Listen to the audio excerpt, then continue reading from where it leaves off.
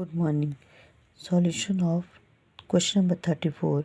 Cash flow from investing activity. Calculate the cash flow from investing activity from the following information. Land and building, ये आपका 21 है, ये 22 है, 3 लाख.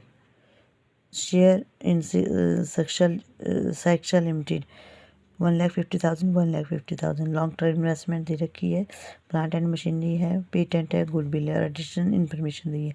अ piece of land पर purchase and investment out of surplus. It was let out from the commercial purpose and the rent received 20,000. Dividend received from Saksha Limited 12%.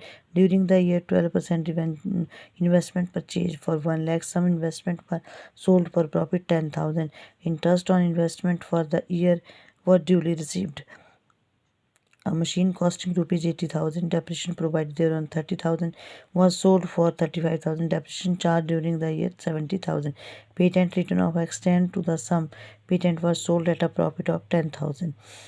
और अब हम बनाएंगे, पहले इसके लिए अकाउंट बनाने पड़ेंगे हमें. सबसे पहले बनाएंगे plant and machinery account. Purchase rupees, particular rupees, question के अकॉर्डिंग टू बैलेंस दिया होगा. और फिर डेप्रिसिएशन जो 70,000 दिया है, बाय बैंक जो सेल की 35,000, बाय लॉस जो 15,000 का हुआ, और बाय बैलेंस जो उसका बैलेंस दे के रखा है. और यहाँ पे टू बैलेंसिंग फिगर 2,70,000. फिर आया पेटेंट का भी टू बैलेंस ब्रॉट डाउन आ गया. प्रॉफिट ऑन सेल 10,000 आ गया. पेटेंट पे जो डेप्रिसिएशन लगा 20,000 का आ गया. बाय सेल की 20,000 में बाय बैलेंस कैरी डाउन आ गया 70,000. और इसके लिए हम एक फॉर्मूला अडॉप्ट करते हैं कि cost minus depreciation equal to book value minus sales equal to profit और लॉस जो भी उस पर आता है. तो इसकी कॉस्ट 80,000, डेप्रिसिएशन लगा 30,000, बुक वैल्यू आई 50,000 और सेल आउट की 35,000 की, उस पर लॉस आया आपको 15,000. इन्वेस्टमेंट अकाउंट भी हम इसी तरह से बनाएंगे.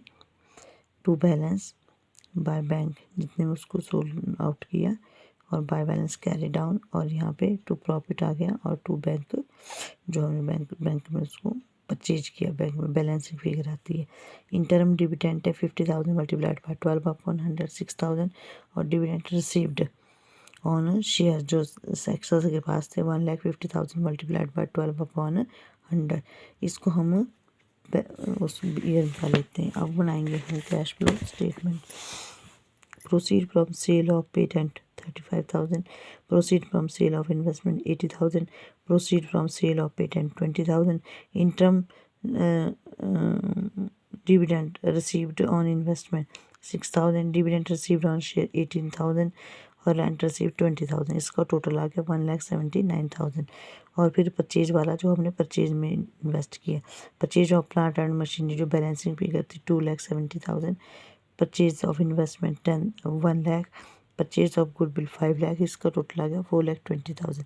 4,20,000 माइनस 1,79,000 टू 2,41,000. Thank you.